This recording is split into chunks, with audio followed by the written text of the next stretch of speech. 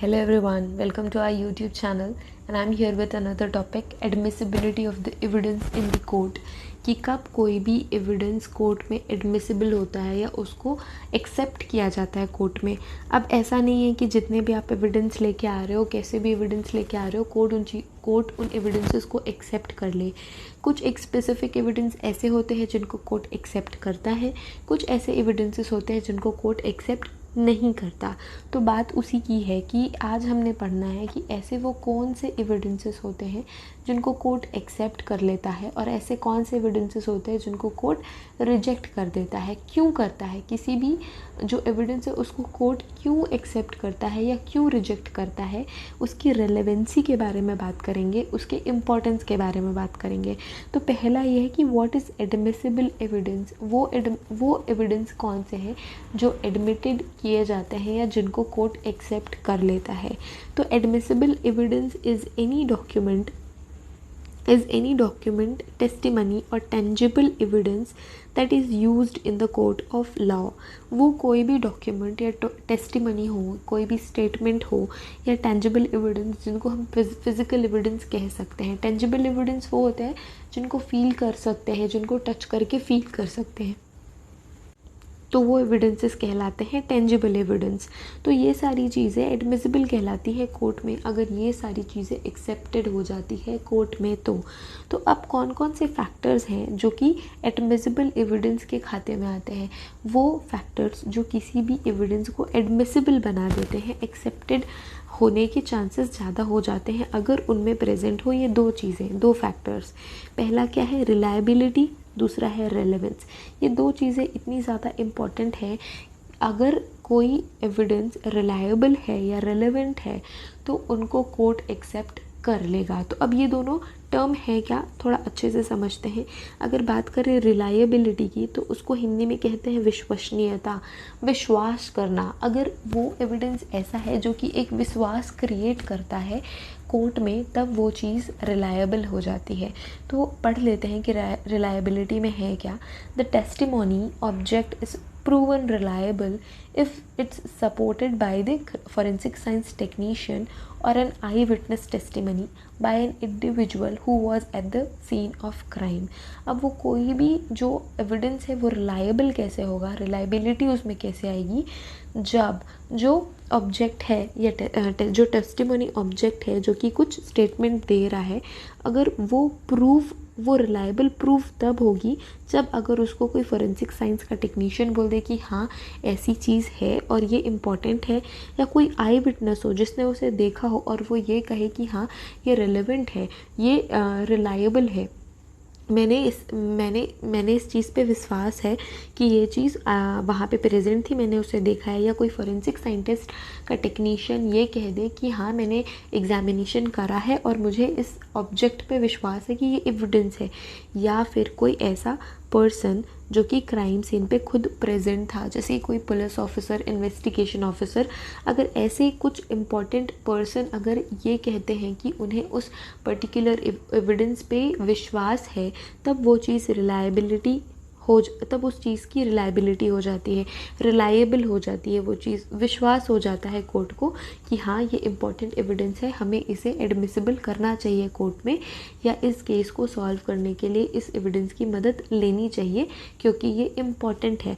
अगर कोई forensic science technician है वो ये कह दे कि मुझे इस पर कोई ख़ास भरोसा नहीं है कि ये सच्चाई प्रेजेंट करती है या नहीं करती, या आई विटनेस ने कभी देखा नहीं, या कोई ऐसा इन्वेस्टिगेशन ऑफिसर है जिसने क्राइम सीन पे उसे नोटिस नहीं किया, तो उसे कोर्ट में एडमिसिबल नहीं माना जाएगा, इनएडमिसिबल कहलाएगी वो, क्योंकि उस पर किसी ने विश्वास ही नहीं है।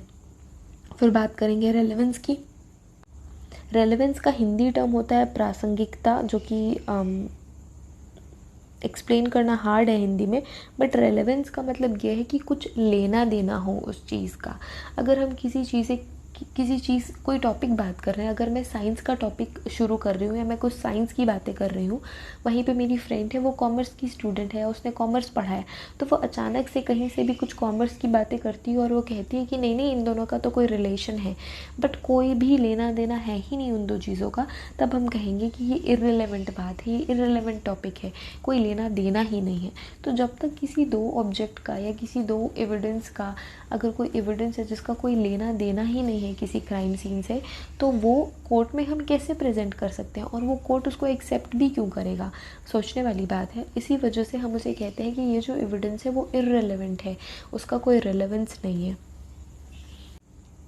तो द एविडेंस इफ़ेक्टिवली प्रूव और डिसप्रूव, तो जो एविडेंस है उसको या तो कुछ प्रूव करना चाहिए या डिसप्रूव कर देना चाहिए, तो तब वो कहलाएगी relevant. In the case but not necessary innocence और गिल्ट, ये ज़रूरी नहीं है कि वो एविडेंस इनोसेंस बताए या गिल्ट बताए किसी पर्सन का, बट उस एविडेंस को ये बताना चाहिए कि कोई फैक्ट या तो प्रूव हो रहा है या तो डिसप्रूव हो रहा है।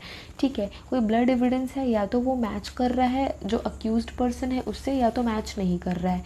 अब वो इनोसेंस और गिल्ट नहीं बता रहा है, वो तो बात की बात है, बट प्राइमरी लेवल पे या तो कुछ फैक्ट्स को डिसप्रूव करना चाहिए या कुछ फैक्ट्स को प्रूव करना चाहिए, और कुछ ना कुछ उस चीज़ से लेना देना होना चाहिए। अगर हम बात कर रहे हैं कि किसी चोरी की बात कर रहे हैं और अगर हम कोई मर्डर से रिलेटेड चीज़ों के बारे में बात करने लगे तो कोई लेना देना ही नहीं है ना यहाँ पे, तो वो इर्रेलेवेंट हो जाएगी और उसको कोर्ट एक्सेप्ट नहीं करेगी। तो ये दो इम्पॉर्टेंट चीज़ है, रिलायबिलिटी और रिलेवेंस, जिसके बेसिस पे कोई भी चीज़ कोर्ट में एडमिसिबल हो सकती है या इनएडमिसिबल हो सकती है। अब देखेंगे कि इनएडमिसिबिलिटी के क्या फैक्टर्स हैं। अब कुछ चीज़ों के एक्सेप्ट नहीं होने की भी कोई इंपॉर्टेंट चीज़ें होती हैं, तो वो कौन कौन सी चीज़ें हैं, इनके वजह से कोई एविडेंस कोर्ट में एक्सेप्ट नहीं हो सकता।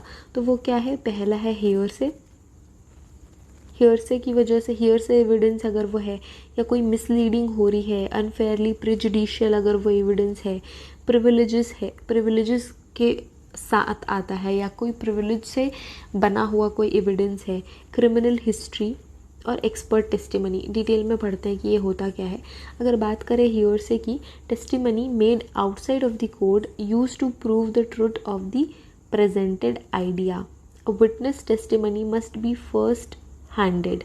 अगर किसी पर्सन ने कुछ कहा सुना आके प्रेजेंट किया है, कोर्ट के बाहर अगर प्रेजेंट किया है, कहीं से सुन के, कहीं से इंफॉर्मेशन कलेक्ट करके, तब वो इनएडमिसिबल हो जाएगा। कहीं सुनी बातों पे कोर्ट नहीं ध्यान देता, उसको फैक्ट्स चाहिए, कुछ एविडेंसेस चाहिए और विटनेसेस चाहिए किसी भी चीज़ पे यकीन करने के लिए या कुछ प्रूव करने के लिए। कहीं सुनी बातों को बिल्कुल भी रेलेवेंट नहीं माना जाता, इसी वजह से वो इनएडमिसिबल होते हैं कोर्ट में, क्योंकि वो रेलेवेंट ही नहीं होते ना, कोई भरोसा ही नहीं है, उस पर विश्वास नहीं है, कोई लेना देना नहीं है, तब वो इनएडमिसिबल होते हैं कोर्ट में। और बात यह है कि अ witness testimony must be first handed, first handed होना चाहिए। ऐसा नहीं कि मेरा आज तो मन नहीं है ये गवाही देने का, तो मेरी जगह पे तुम चले जाओ, वहाँ जाके ऐसा कह देना कि मैंने ये बताया है कि ऐसा ऐसा हुआ था। तो ये जो कही सुनी बातों पे कोर्ट भरोसा नहीं करता। फिर बात करेंगे मिसलीडिंग की, any evidence that divides, mistake is here, wait a second. ठीक है, तो मिसलीडिंग एविडेंसेस क्या होते हैं, any evidence that deviates the jury's attention away from the central premise of the case.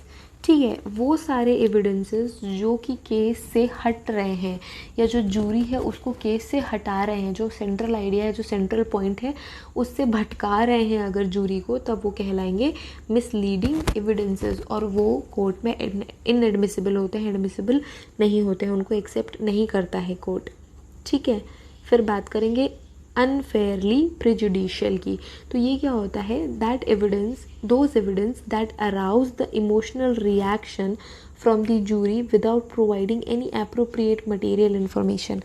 ऐसे कोई एविडेंसेस है जो कि जो जूरी है, जो कि जजेस हैं, उनके अंदर कोई इमोशनल रिएक्शन पैदा कर रहे हैं, इमोशनल हो जा रहे हैं जो जजेस हैं वो हमारे, बट वो कोई इन्फॉर्मेशन नहीं प्रोवाइड कर रहे हैं, कोई अप्रोप्रिएट इन्फॉर्मेशन प्रोवाइड नहीं कर रहे हैं, बस वहाँ पे जाके जजेस को इमोशनल करना ही उनका मोटिव अगर है, तो वो अगर ऐसा कुछ केस है तो वो इनएडमिसिबल होंगे कोर्ट में, उनको कोर्ट में नहीं लिया जाएगा। जो कि सिर्फ इमोशनली ब्लैकमेल कर रहे हैं, इमोशनली उनको मैनिपुलेट कर रहे हैं जजेस को, तो ऐसे केसेस में वो एडमिसिबल नहीं होंगे कोर्ट में और उनको हम बोलेंगे अनफेयरली प्रेजुडिशियल। फिर बात करेंगे प्रिविलेजेस की। प्रिविलेजेस क्या होते हैं कि जैसे कुछ लोग होते हैं जिनके पास कुछ एक्स्ट्रा क्या कह सकते हैं, फैसिलिटीज़ होती हैं, कुछ एक्स्ट्रा फैसिलिटीज़ देते हैं कि किसी भी कम्युनिटी को या किसी भी ग्रुप के लोगों को, तब वो कहलाती है प्रिविलेज। फॉर एग्ज़ाम्पल अगर हम बात करें कि गर्ल्स को बढ़ाने के लिए कोई पॉलिसी है तो वो उनकी प्रिविलेज है। या कोई ऐसी बात हुई, अगर कोई लड़की कह रही है, ऐसा अगर हमने मान लिया कि कोई कुछ लड़कियां कह रही हैं तो वो सच्चाई ही होगी, तो ये उनके लिए एक प्रिविलेज है, क्योंकि हमें ऐसा लगता है कि लड़कियां झूठ नहीं बोलती। ये जस्ट एक एग्जाम्पल है, मैं कुछ एड्रेस नहीं कर रही हूँ, मैंने बस एक ऐसे ही रैंडम सा एग्जाम्पल ले लिया, तो वो प्रिविलेजेस कहलाएगी। फॉर एग्ज़ाम्पल अगर जो छूट मिलती है, गवर्नमेंट एग्ज़ाम्स होते हैं या कोई भी एंट्रेंस एग्ज़ाम होती है, तो जो जिनको कुछ डिसेबिलिटी है उनको कोई छूट मिलती है, तो ये उनकी प्रिविलेज है कि उनके डिसेबिलिटी को देखते हुए उन्हें कुछ फैसिलिटीज़ मिल रही है, तो ये प्रिविलेजेस कहलाती हैं। अगर प्रिविलेजेस के पास से अगर कोई एविडेंसेस आता है तो उनको अनएक्सेप्टेबल मानते हैं कोर्ट में। Evidences that arouse from a privilege information, अगर वो किसी प्रिविलेज इन्फॉर्मेशन से अराउज होती है वो evidence source, the most notable privilege are between the attorney and the client, doctor and the patient. अब कोई प्रिविलेज से अराउज हो रहा है एविडेंसेस, तो कोई सॉफ्ट कॉर्नर प्रेजेंट होगा। जैसे कि अगर हम बात करें कोई क्लाइंट या अटॉर्नी की, तो कोई भी अटॉर्नी यही चाहेगा कि उसके क्लाइंट का भला हो या अच्छा हो, तो ऐसे केसेस में इनको एडमिसिबल नहीं मानते हैं कोर्ट में, अगर कोई एविडेंस किसी प्रिविलेज से आ रहा है तो। क्रिमिनल हिस्ट्री की बात करेंगे, यहाँ पे 5th नंबर पे आता है। क्रिमिनल हिस्ट्री क्या है? The mention of prior crimes and related to the current cases. अगर कोई इंसान ने अपनी पास्ट में कोई क्राइम किया है तो उसको वहाँ पे बात करना, लाना इम्पॉर्टेंट नहीं है, क्योंकि ज़रूरी नहीं है कि अगर इसने पहले कोई क्राइम किया है तो अभी ये कोई क्राइम हो, तो वो कोई एविडेंस नहीं कहलाएगा। कि ये कोई एविडेंस नहीं है कि 4 साल पहले इसने चोरी करी तो अभी 4 साल बाद इसने चोरी करने के चक्कर में किसी का मर्डर कर दिया, तो ये तो कहीं की कोई रिलेवेंट बात नहीं हुई ना, कोई लेना देना नहीं है इस चीज़ से, इस पर विश्वास भी नहीं कर सकते, तो इस वजह से इसको कोर्ट में एडमिसिबल हम नहीं मानते। Expert testimony, only the expert can give the expert testimony in the court. This allows to pay witnesses for making expert testimony. Sorry mistake है, ये पे की जगह ले है, LAY ले। तो इसमें इसका मैं एक होल आइडिया बता देती हूँ आपको। एक्सपर्ट टेस्टिमनी क्या, कोई भी पर्सन नहीं दे सकता, जो उस फील्ड का एक्सपर्ट है वही ही दे सकता है। ऐसा नहीं कि एक्सपर्ट टेस्टिमनी नहीं है हमारे पास तो किसी भी इन्वेस्टिगेशन ऑफिसर को बुला लिया। खैर इन्वेस्टिगेशन ऑफिसर तो एक्सपर्ट ही कहलाएगा, बट ऐसा नहीं है कि कोई किसी भी पर्सन को, जिस पर्सन को उस एरिया में नॉलेज नहीं है उनको बुला के आप एक्सपर्ट टेस्टिमनी दिलवा रहे हैं या एक्सपर्ट का पॉइंट ऑफ व्यू रखवा रहे हैं, तो ऐसे ये काम नहीं चलता और इसको कोर्ट नहीं मानती है, उसको एडमिसिबल नहीं मानती है कोर्ट अपने केसेस में। तो ये होगी एक्सपर्ट टेस्टिमनी। ओके, तो ये कुछ इम्पॉर्टेंट बातें थी जो कि किसी भी एविडेंस को या तो एडमिसिबल करता है कोर्ट में या तो इनएडमिसिबल करता है। कुछ जो एविडेंसेस होते हैं कोर्ट एक्सेप्ट करता है, कुछ एक्सेप्ट नहीं करता। तो वो क्या क्राइटेरिया है जिसकी वजह से कोर्ट एक्सेप्ट कर लेता है एविडेंसेस को, और वो कौन से क्राइटेरियाज हैं जिनके वजह से कोर्ट एक्सेप्ट नहीं करता, ये हमने भी पढ़ लिया है। तो ये टॉपिक पूरा कंप्लीट हो गया है। जो इंडियन एविडेंस एक्ट था, एविडेंस था, विटनेस था, एक्सपर्ट टेस्टिमनीज थी और एक्सपर्ट ओपिनियंस थे, ये सारे के सारे हमने ऑलरेडी कवर कर दिए हैं। अब ये आगे हम नहीं पढ़ेंगे, अब हम पढ़ेंगे next fundamental rights. Next video में पढ़ेंगे फंडामेंटल राइट्स। तो फटाफट से कवर कर लेते हैं, पूरा फंडामेंटल राइट नहीं पढ़ने, कुछ सेक्शंस है फंडामेंटल राइट के, कुछ वो हम कवर कर लेंगे जो कि हमारे फॉरेंसिक साइंस के परस्पेक्टिव से इम्पॉर्टेंट है। So thank you so much for watching this video. Have a great day. Thank you.